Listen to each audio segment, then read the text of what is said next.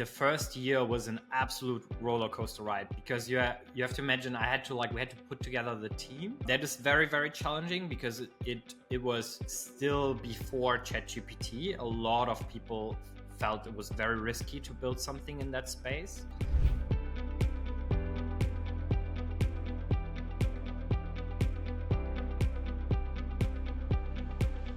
Okay, so welcome to the Startup Sales Talks podcast, episode 17.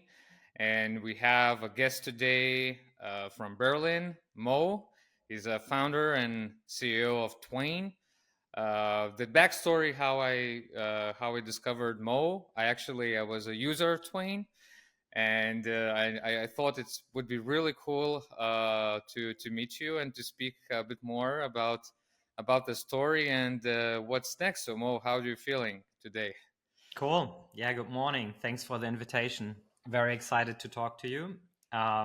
Obviously, as an early stage founder, you are extra excited to talk to early customers and early users. So that was like a double motivation to jump on this podcast with you and share our story. So yeah, thanks for the invitation. Great, Mo. Thanks for finding some time. So let's start from your career path, and inspiration. So what was your career journey and how it led you founding Twain? Yeah, of course. So it actually started quite early when my family refuged from Lebanon to Germany.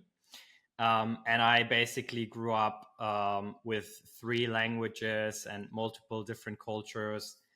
We moved a lot, and now in hindsight, I realized that all the way until my adulthood, I always struggled with language, and I always struggled with fitting in because I couldn't speak any language perfectly well.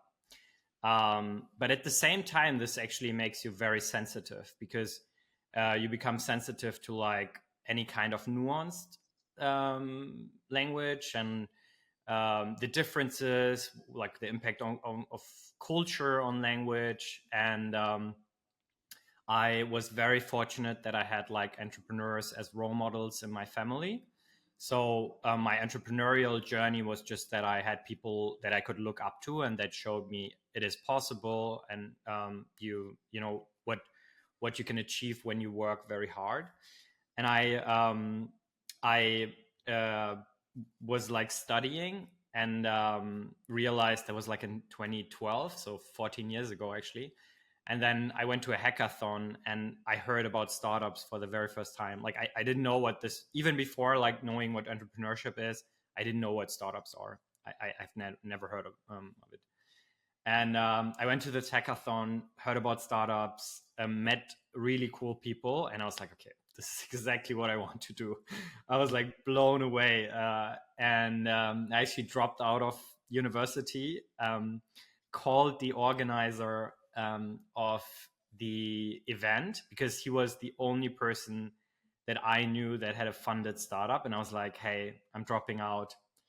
Can I move to Berlin and can I intern in your startup and can I live with you? And he was like, yeah, sure. And that was actually also how I got into sales, because I was their first intern. It was like an open table competitor. We did cold calling to restaurants. We did door-to-door sales to restaurants. These restaurants were not using any software as a service at that point.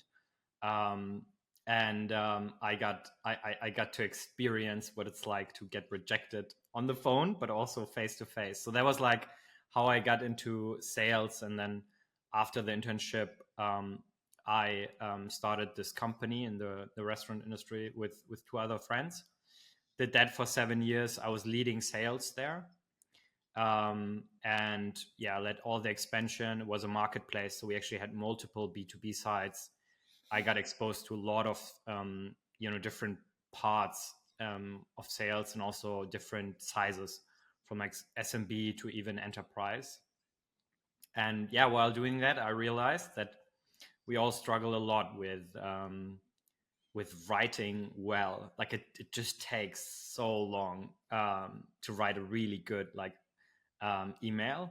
And back then, the only thing available was Grammarly, and I was so impressed by Grammarly's user experience.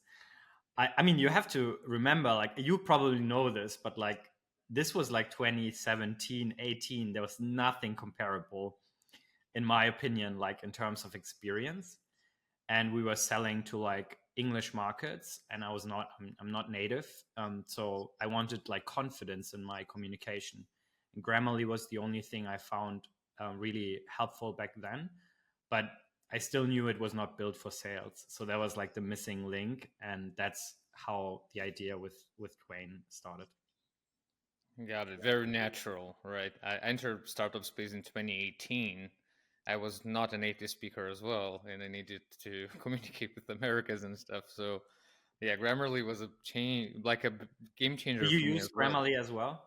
For sure. Yeah. Yeah, 100%. Now I use Twain. Yeah.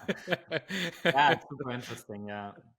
So you find a nice kind of pivot or customization Yeah. of Grammarly, right? And so far, building Twain, like what kind of challenges or experiences you so far while speaking with our customers implementing your solution? Maybe you can share some insights. Yeah, of course. I think it's really important to understand how it started and when it started, because there was this, incredible moment of like ChatGPT, the world discovering ChatGPT. So when I started this, I didn't know what like language models are. I came from like the sales side. Like I had the need, just like you described right now. So I had no idea like how the technology works. And I was just, hey, if they can figure it out, then like we can also build this. That was like my thinking. And I had like a lot of credibility, so it was just because of my previous company and the success we had. So it was not super hard to raise initial capital, but the first year was an absolute roller coaster ride, because you have to imagine we had to put together the team. That is very, very challenging, because it was still before ChatGPT. A lot of people felt it was very risky to build something in that space. Um, Also, there was just not the same level of awareness. It was super hard to convince great engineers to join, pre ChatGPT and like the generative AI hype. So I struggled with that. It took a lot of time, but that was like basically the first big struggle. The second biggest big struggle was actually right after ChatGPT, and that is because um, a few months before we had raised a pre-seed round from Sequoia Capital, and I didn't know what happens when you raise from such a brand. And I was completely flooded with like interest from investors from all kinds of like sides. So you first have to, as an early stage founder, have to manage focus. Like that is always like exhausting, and we had to keep. I had to stay focused. Then the second big thing happened, ChatGPT, and when ChatGPT happened, everyone was looking like who's doing something in that space. And even users, like our usage exploded just because like people were looking at like anything that was, everyone was curious about like who's building something in that space. And we were far from ready, just so you know. Like we were not ready. We were still like developing our own model, which took so much more resources. We needed a bigger team. It was much slower, but there was just no model available that was good enough. Like I could like see the outputs of the emails, and I was like, that's not good enough. And we had to like develop and basically bet that the technology gets better and better over time without knowing for sure. To anyone who started in, let's say, the last 12 months, this might sound like so odd, but like literally we started in a moment where we didn't know if we can build this, because there was no technology available that was good enough. But we had the conviction because we saw that it's getting better. So that was like a really big challenge in terms of like making sure that, like, first of all, like we stay focused on that, we have the conviction on that.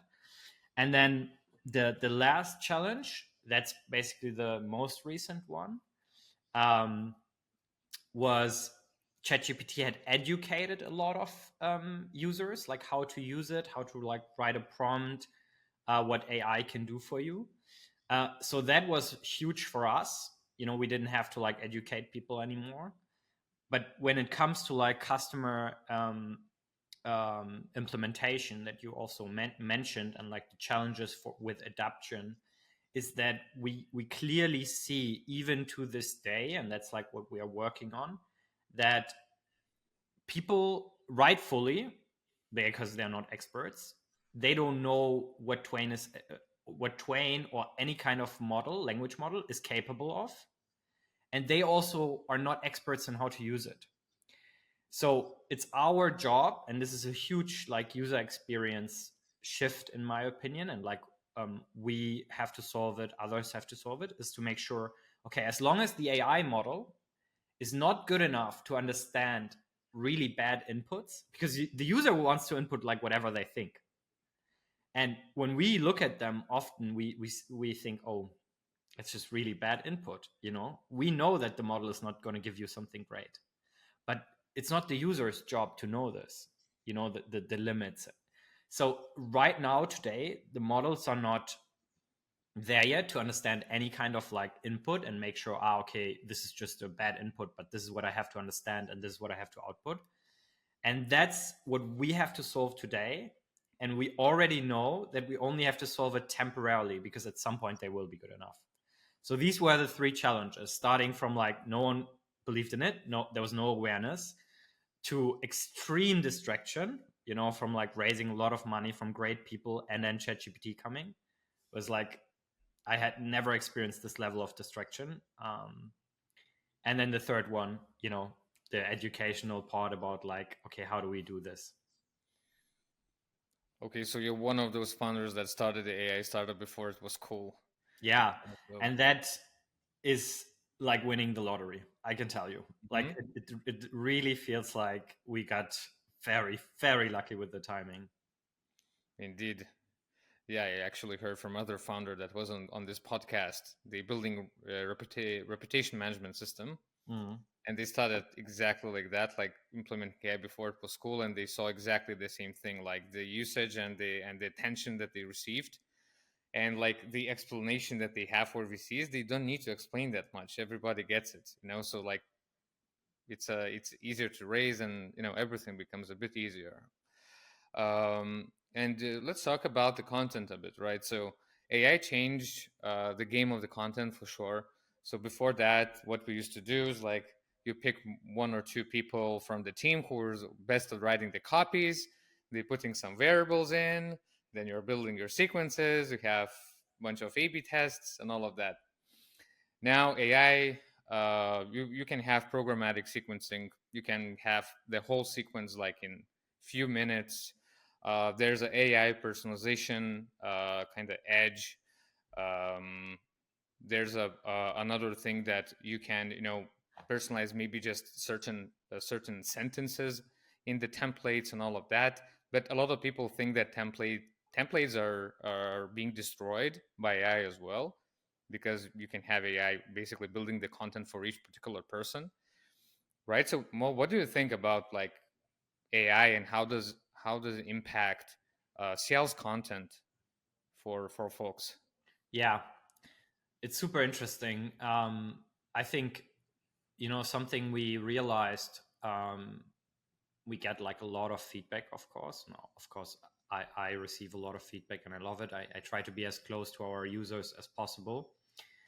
And I think something where like AI is today, is that it helps a lot with creativity. So, and I think in that sense, I have like very high confidence that Twain is also incredibly useful to save you cognitive energy. And I know this feeling because I did that for 7 years when I was like leading sales, and I knew exactly how exhausting it was. I was like from one meeting to the next to the next. This was also before everyone went remote. I had like a lot of in-person meetings, and everything mattered, like all of my appearance. And this is exhausting. To me, it was every single time, uh, understanding the body language, the tone of my customers and prospects, and I knew how exhausted I was. And then looking at my phone and seeing, okay, I have to reply to this email, I have to follow up to this, and every time it was like I could feel my battery just draining because I didn't know what to write. And I think where AI is today, and this is like why we decided to go with the co-pilot approach, and like also we talked about this, like that you are in charge, you are talking to your conversation partner, and Twain is giving you ideas and other AI tools as well for content, for the copy. And I think Twain, not every AI is, I think most of them are not good enough because people just don't, people build them for the wrong reasons, but also don't have a high enough bar. It could be because they themselves are not skilled enough or not passionate enough about, this, because I'm obsessed with language. And when people tell me Twain is great, I always try to explain it's just because we are so obsessed with it. Like we read these words, like, it's really not healthy anymore. But I'm just saying there are other great tools, not only Twain, but a few tools are really great. And I think the biggest change that is already here today is the saving you the cognitive energy and making it easier for you to come up with ideas, with like seeing, okay, do I like this for a follow-up? And then you just decide what you want to edit, or if you don't like it and you want something else. And I totally believe that we are there today, and that's where we are generating value for the user. And that's how it changed it, because a template can't do it on the spot. That's like the difference. Like it can't do it on the spot and then take everything into account. And I think that's where AI is today, and that's where AI is helpful. And I think you can talk about like how or how it changed the content, in my opinion, without talking about what like how do people react to it, like what is our industry, what is like society, and even like thought leaders and stuff, like how do they react to it? Like how do you react when you get the message? How do you react when you see like a post generated on LinkedIn with AI, or like a comment written? And I think this will change because AI and the technology and the abilities change so much. So everything that we believe today and what we feel today, I think it will change and change and change over and over again.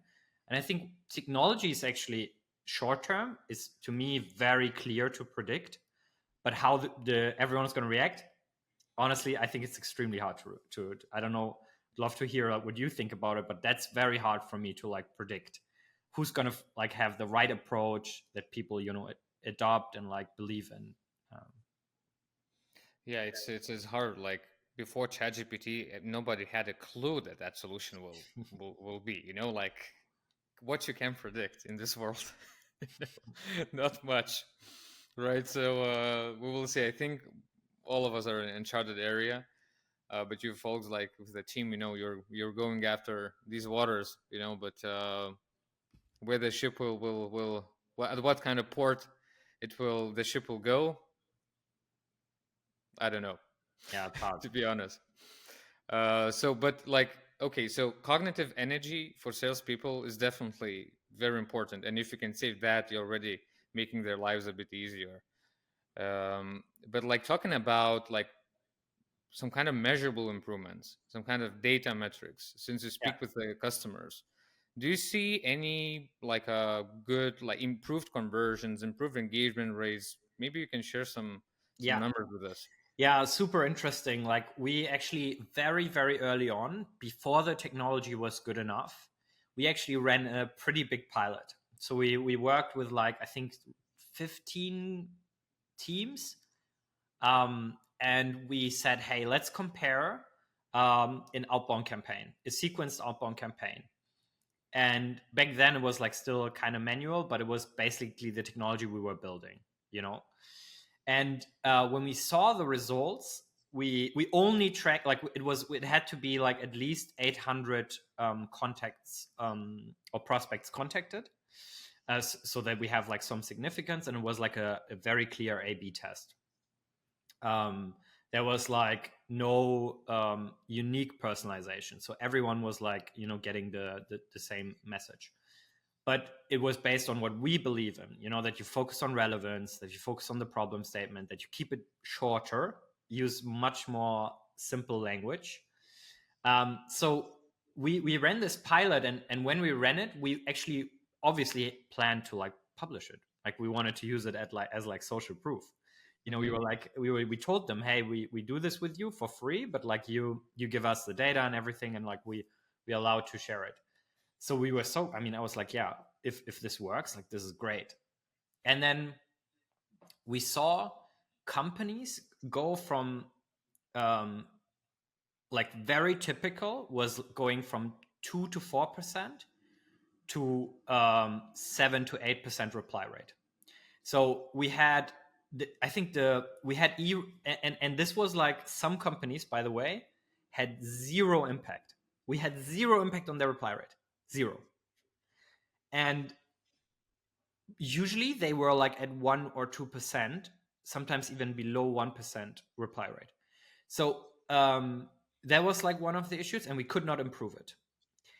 But every reply rate, or every company that saw an uplift, and remember, like, it was like they did it. They ran the experiment, like, we gave them the copy. It was I think the lowest improvement was 97%, so almost twice as many replies. And we were like, wow. I think the highest was like 257 or something. We were like, wow, this is so impressive. And they were like extremely happy. But we, of course, also, it was like 60 or 70%, like, not all of them. So we also had companies where it didn't make any difference. And afterwards, we were like, okay, we understand we are solving one part of the process. And our solution doesn't work for everyone. It will not work for everyone. So do we really want to, like, say you're going to get twice as many replies? Do we really want to, like, like, promote and just like promise? Because, you can say we didn't promise it, but people will look at it and will say, oh my God, 2 times replies. That's what they will hold you accountable for, And I think that's so typical in sales, that you tend to, and also it happens to founders a lot, that you tend to, like, tell them, yeah, we can do that, we can do this is what you're going to achieve, but we actually decided never to publish it. We never published this, and we decided, okay, no, let's think about, people are getting disappointed by AI. Like, let's focus on, okay, building something where we can, with confidence, say how people will behave, and now getting to, like, how people will behave, and like, what do we get back? We very, very often hear people say, I never, like, we literally, I can think of several examples where people say that they never booked a meeting through outbound, never, like, not even like few, and then since using Twain, they did, or like, people often, like, or like this, we have like an objection handling feature where I said, oh, this was like almost a closed loss, and then, like, we turn around and close this deal. But we never wanted to publish it, and we think, what is very clear, where we have a lot of confidence, is you have to create these touch points, and it's getting harder, and like, you have to follow up manually, even if you have like sequenced messaging, and you have to reply, and replying is also sometimes exhausting. I don't know, like, how to describe this, or like how are we different to this company, So where we focus on is we look at how often do they use Twain, how often do they write more emails, do they write more follow-ups, do they like write replies, do they write like first introduction messages, do they write like a connect request note on LinkedIn? So we actually like focus on, because you can test Twain for free. When let's say we have like someone from your team signs up and we want to like talk to you as a decision maker, we actually look at the data and say, hey, they created like this many touch points. and then they lost access because your team is not a paying customer. So do you think they're still creating this many touch points? If not, maybe it makes sense to integrate this tool to make it easy for them again. So it's really about, because I know myself how often in life I had to follow up, you know, and people follow up with me and I always like appreciate it. I literally tell them, thank you for following up with me, because you're making it easier for me to remember, there was a conversation. So that's what we are focusing on, that we make it easy for you to create these more touch points. And the first part that we talked about, saving you cognitive energy, just helping you getting to the final message and the idea much much much faster. And then through more touch points, statistically, having more conversations. Yeah, so good point about follow-ups actually, because in sales, more years I'm in the space, the more I understand how much speed is important actually in sales. It's one of the most important things: momentum, speed, follow-upping, sending the material same day, instead of waiting for a couple of days. And your solution then empowers to have that speed and momentum. Because again, like if I look at my 50 Salesforce tasks, it's like, come on, again, it's like a torture. And like with your solution, it's like, yeah, we'll do that maybe like in 30-40 minutes, and then I get more speed. So I think that's really fundamental, like a supplement for the sales process for sure. And then again, like it was one study, I think, from Gong maybe. So that follow-up, basically following up through, it's one of the biggest factors of actually executing the sale. It's not a rocket science. It's just about consistency and speed. And talking about, so in this space, since I was SDR by myself, right? I'm kind of currently running sales development company. So we have SDRs, and I see AI SDR companies popping up one after another. So what is your opinion about AI SDRs, and do you see any I don't know, like opportunity maybe to help those AI SDRs with Twain writing capabilities? Have you maybe thought about that? I would be interested to like pick your brain on this. Yeah, it's super interesting. So I think AI agents in general, in SDR and BDR, it could be customer success agents. The value proposition is incredible, and I think that, and rightfully, like what they want to solve, like it sounds very appealing to any decision maker, knowing that I need to hire less people and I can achieve the same. That is like an incredible value proposition. So in that sense, I think it's absolutely, it should not surprise anyone that like they got like a lot of attention, and like a lot of it grew very fast. I think so. I have never like used an AI SDR, so I cannot talk, just as a disclaimer, I cannot talk about like the functionality, the performance, you know, um, the results.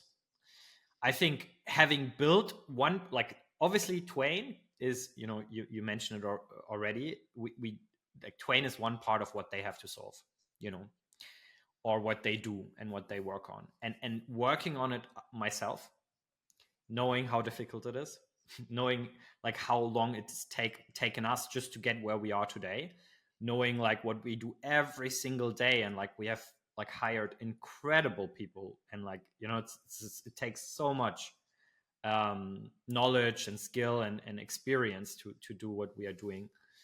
I think it's an extremely difficult problem, because the data side as well is, talking about like what an ISDR does, like they have to solve multiple steps, the whole process, of course, but like I think there are three key processes, everything that comes like in the beginning, um, building the right, let's say, lead list or like prospecting list or like audience that you want to reach out to for like a campaign or a client, and then obviously the actual copy, the actual touch points, which we now know, like also people building this for phone calls, but you need language, so basically you need the language for that, and then of course all the technology. the architecture, what they sit on. So all these things in its own, incredibly big problem. It's incredibly difficult. We all only solving one of them. So I think my take on it today is I am not surprised that they grow so fast because of the value proposition. I am not surprised that so many people, that there's such a huge backlash, because it's so difficult to get these things right, like on their own. I think technologically, it's a question of time. Anyone who says like AI SDRs will never work, anyone who makes fun of like AI SDRs in terms of like their output, I think, I don't know why they do it, but like it's a question of time technologically. From a legal perspective, no idea. Could be completely blocked. Like could be. I would not be surprised. Just saying that we know that like the calls are illegal anyway right now. Not be surprised. From a society perspective, would not be surprised. From like a like the buyer perspective, would not be surprised. But technologically, it's just a question of time. Like I am very confident in that, and probably the people building it and also investors pouring in so much money into it believe the same. They have to be optimistic, but the technological challenges is a question of time. But I still wouldn't say that they find the right approach. Still wouldn't say that they will be winning, because in that sense we compete with them. And I think I would, like a lot of people, at least, like, I mean, we see it in our own feedback and numbers. They want great language today, and they want great data today. Like that is such a critical part. So in that sense, it's going really well for us, and we have received a lot of inbound on like powering this, but as of today, like we have not decided to like partner with any one of them. Yeah. Like talking about those AI SDRs, like the rumors that I hear from the market is that they work for 2 weeks and then they crash, basically. And another thing is that you need to have a big enough total addressable market. Like if you have only 1,000 accounts, it's not a good solution for you, because they're going to burn the whole TAM really fast. And the quality of the emails, again, is a questionable. And like the future policies and everything, it's a lot of question marks. On the other hand, what I see, it's totally coming, and Clay is doing that. Basically Clay, I think, is leading the front, is lead research Mm-hmm. AI agents. I think it's there, the tech is there. It's just question of like how is easy to use it, and that's pretty much it, because you can already like connect tech, everything is there. On the other hand, when I speak with folks, is like Clay's a bit like hard to use. That's why you launch university thing. But I'm looking forward to maybe some good lead research AI agents that are easy to use. I upload my account lists, they tell me ICP yes, ICP no, I need these personas, boom, that's it. I Yeah. think it's coming for sure. Yeah, absolutely. Like there are like multiple teams working on this, for sure. And I also, like, I am like excited myself, I think uh I see like a lot more potential just in a short term adoption to an agent that does the research. Because, and like, this, you have to be driven by your principles. Like that's your compass. Like you have to know what you believe in, and that's, that comes first. And we just believe in the human being in charge. That's just what we believe in. That, and we want to build helpful and useful AI, but I just want the human to be in charge. And when I look at like an agent that goes out and like understands like who has shown today in their behavior, or in any kind of like events, that might be interesting for me to reach out to, or get in touch with, um I think that I can totally see this being adopted very soon, and also working really well, because then I, as a human, can still like help it, can still like teach it, potentially, give some feedback, because we can think this like much bigger. Like it's not only about, cold outreach when you have this research.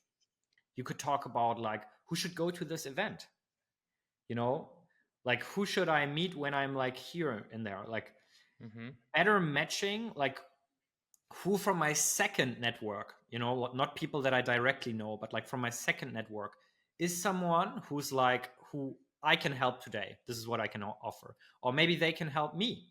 I'm looking to buy this, So I think in that sense, that's pretty cool. Um, Again, I think driven by like what I believe in is, yeah, to have like the human as a being responsible, being accountable is very important. It's also about like who's responsible for these messages that get sent out, because technology is so powerful today and will become more powerful. Like who's responsible for this? Yeah, human in the loop. I think it's still needed, right? And another thing that is actually very interesting trend. So at least what we see, so Mhm. AI, all these, automations, AI emails, programmatic sequencing, LinkedIn automations like HeyReach, Expandy. You have so many of those, right? So those email and LinkedIn channels are becoming super saturated, right? It's crazy. Like on the LinkedIn, it's same as an email. I receive spam every day, multiple times.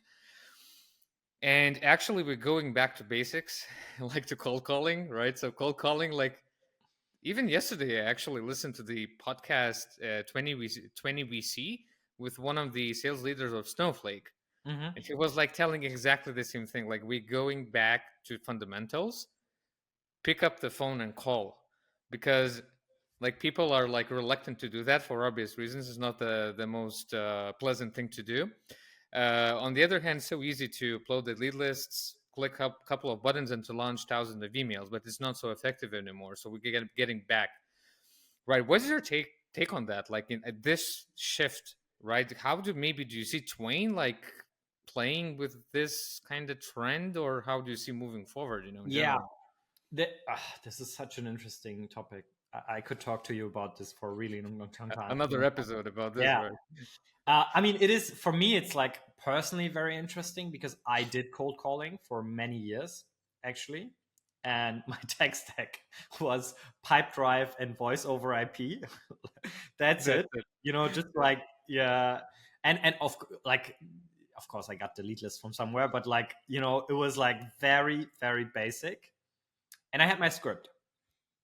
And yeah, of course, like, we booked a few meetings every day. So, and like, it worked for us, and there were still no shows, for example, sometimes, all this stuff.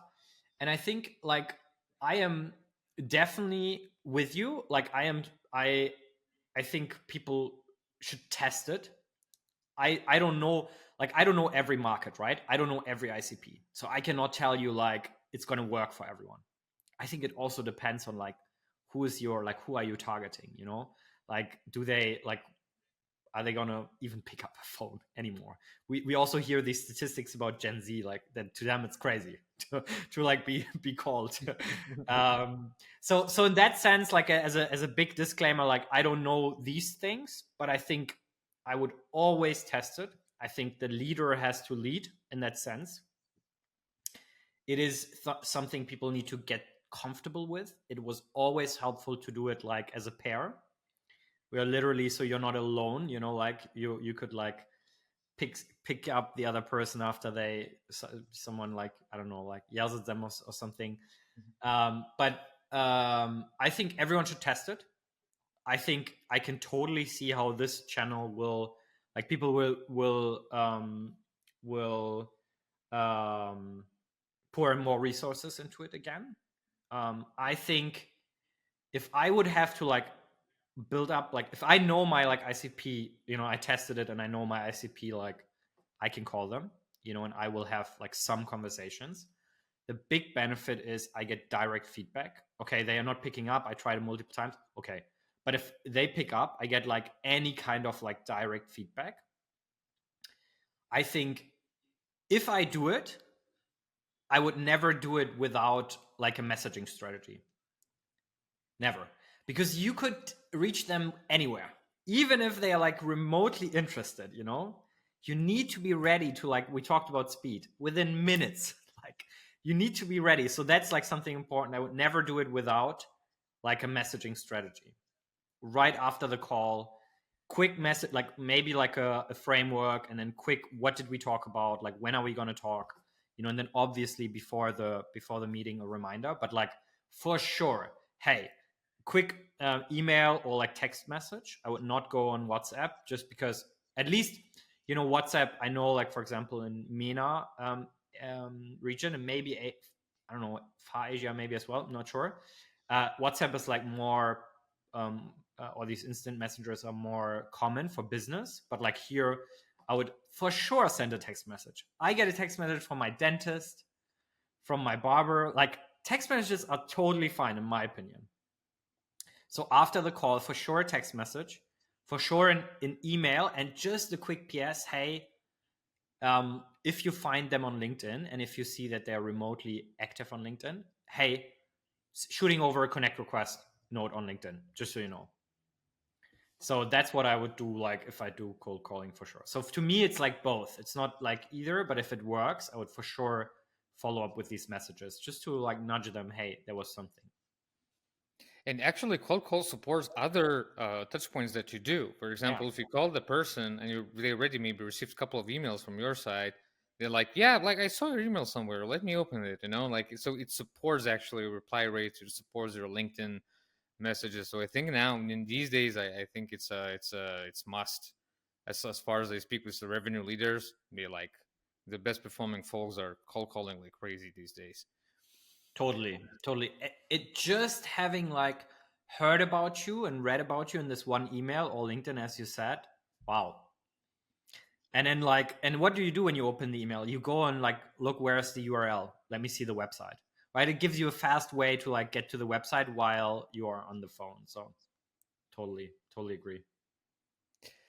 Okay, Mo, and lastly let's touch upon Twain 2.0. So I heard that you have some interesting stuff coming up. You are changing the product. You're changing the commercial like pricing of the product as well.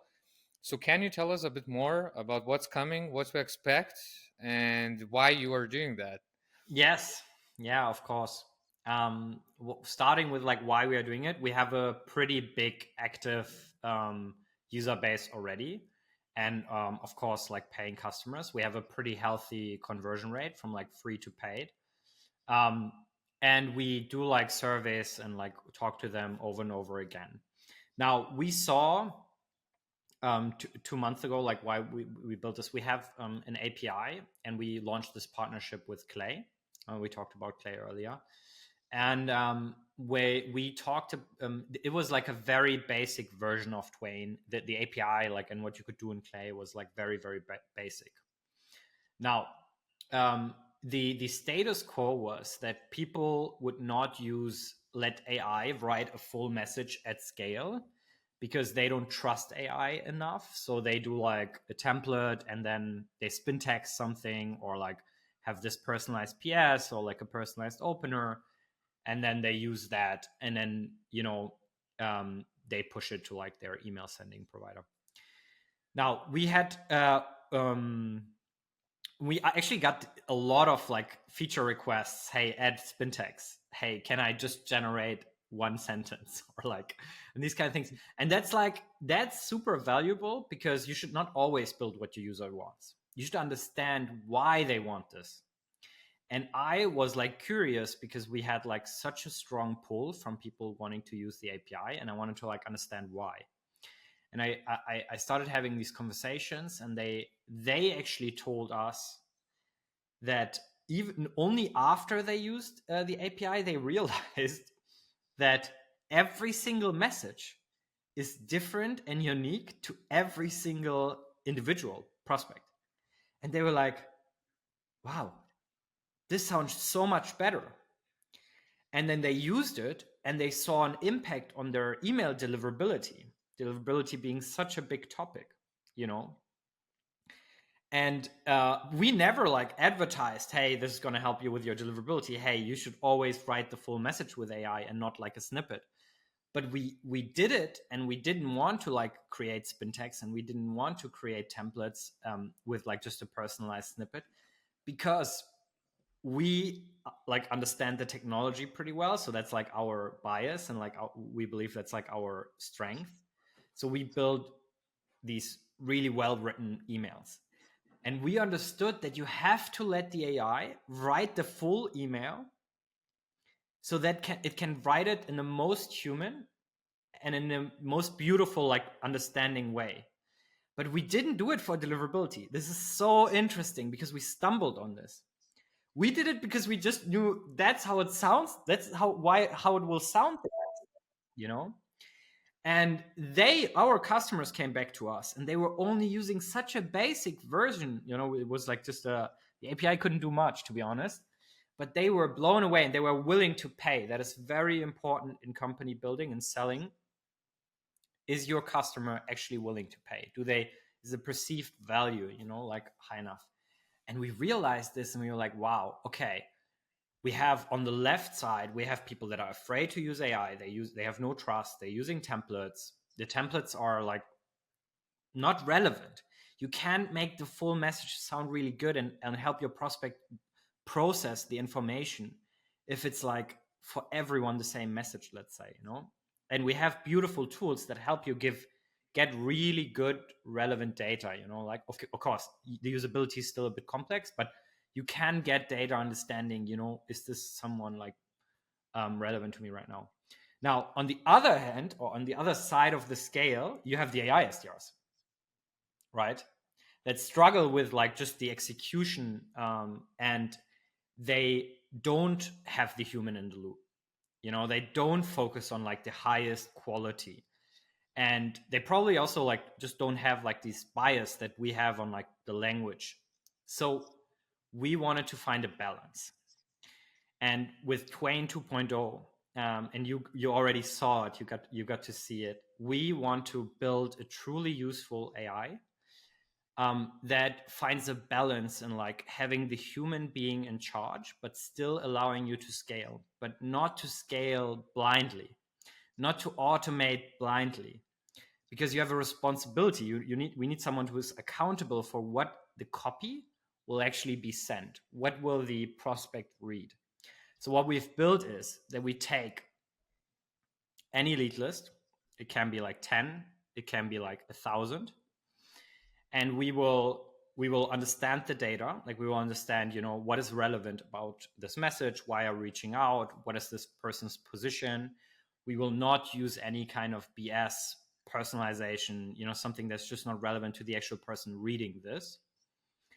And then we will give you an editor view, because we believe the reason why these templates live in Google Docs and Notion is because that's how creative work. Like that's where you want, like that's the best user interface for creative writing. So that's why we actually decided not to build an API or partner with anyone, but to build our own UI where you can see, okay, this is what my whole sequence will look like, similar to like Notion. This is what it will look like on mobile. I will see what it will look like on mobile in a sequence. These are not templates. They have no spin text, that are unique messages. Let's say I have like someone like Sarah.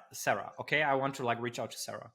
We will show you exactly what Sarah will see. And not only the initial message, all your follow-ups, everything will be uniquely personalized to Sarah. And you can't A/B test it. That's a bet. People want to A/B test. But why can't you A/B test it? Because it needs to be unique to Sarah. The CTA needs to be unique to her. The opener needs to be unique to her. The context needs to be unique to her. And then after you confirm and like you play around with it, you make your edits, and like after you say, okay, I did my human in loop work, like I approve this, we generate the copy for every single prospect uniquely, everyone. And everyone, instead of like going one spray and pray to like 1,000 people, we basically clone you. And like what you decided, we understand. And then we write like 101s. for every single one of your prospects. And that's how we hope to find the right balance between, like automating everything and then like burning your brand and your TAM, or like just being basically stuck with these templates. And the big change on the commercial side is that we separated from a pricing perspective what the manual follow-ups doing on LinkedIn and like on email for BDR, SDRs, for CEOs, and price it much lower. And on the other side, we went with a full credit based model. So it's like completely transparent. There's a rollover. If you don't use all your credits, you can use them the next month for like this outbound at scale. So yeah, that's where we are. Very interesting. A lot of hard work behind the scenes, right? But like, what kind of strategical objection you want to achieve with this pivot? Because it's you need to really like firmly decide to do that, because again, like there's a bunch of work, right? You're risking basically the company, right? It's a quite big move. So what kind of big objective you have in the long term, let's say? Yeah. So you're absolutely right. It took all of our resources from that moment we realized and made this decision. It took all of our resources. The short-term objective is, of course, product market fit.